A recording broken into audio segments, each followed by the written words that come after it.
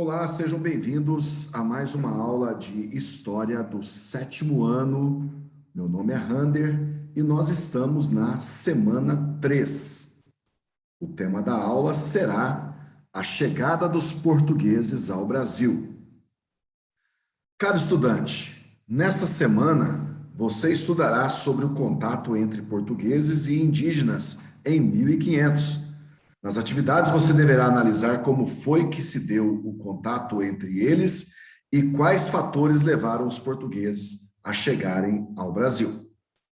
Com o fechamento da passagem do Mar Mediterrâneo pelos turcos otomanos em 1453, o caminho para as Índias, continente asiático, ficou complicado. Portugal e Espanha eram as duas maiores potências navais do período e tiveram que criar alternativas para chegar até o outro continente. Nessas novas aventuras, os países ibéricos acabaram chegando à América. As primeiras viagens dos portugueses e espanhóis para chegar às Índias foram feitas contornando o continente africano.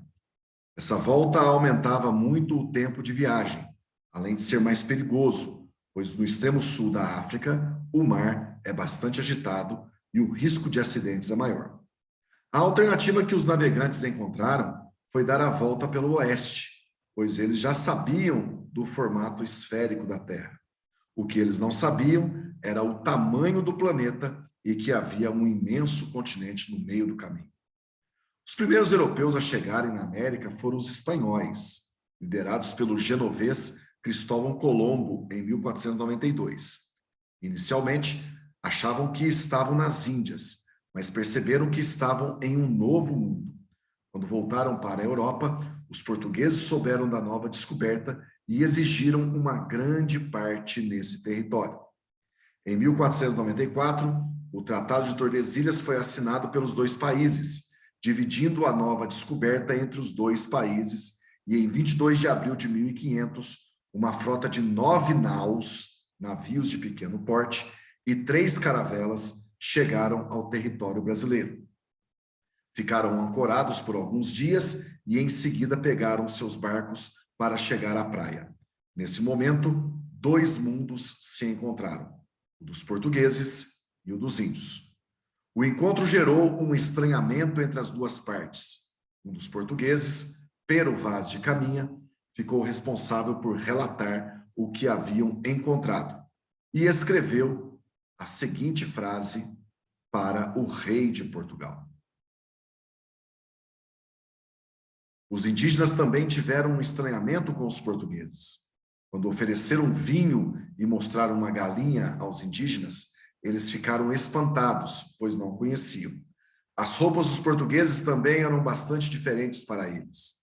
O encontro inicial foi agradável para os portugueses, mas como não há registro escrito dos indígenas, não podemos dizer o mesmo do outro lado. O fato é que perceberam que a nova terra era rica e em elementos naturais e que deveriam catequizar os índios como forma de salvá-los. Vamos agora para as atividades. É possível afirmar que os portugueses chegaram ao Brasil por acaso? Justifique. Durante muito tempo, afirmou-se que Pedro Álvares Cabral chegou ao Brasil por acaso, após se desviar da rota por causa de uma tempestade. Mas a assinatura do Tratado de Tordesilhas, poucos anos antes, nos levanta uma questão de se foi realmente por acaso ou se eles já sabiam da existência dessa terra. Número 2. Explique o que foi o Tratado de Tordesilhas. Tratado assinado em junho de 1494, que delimitou as posses portuguesas e espanholas através de uma linha imaginária a partir do arquipélago de Cabo Verde. Número 3. Releia o trecho da carta de Caminha e analise quais os estranhamentos entre os dois povos durante o encontro.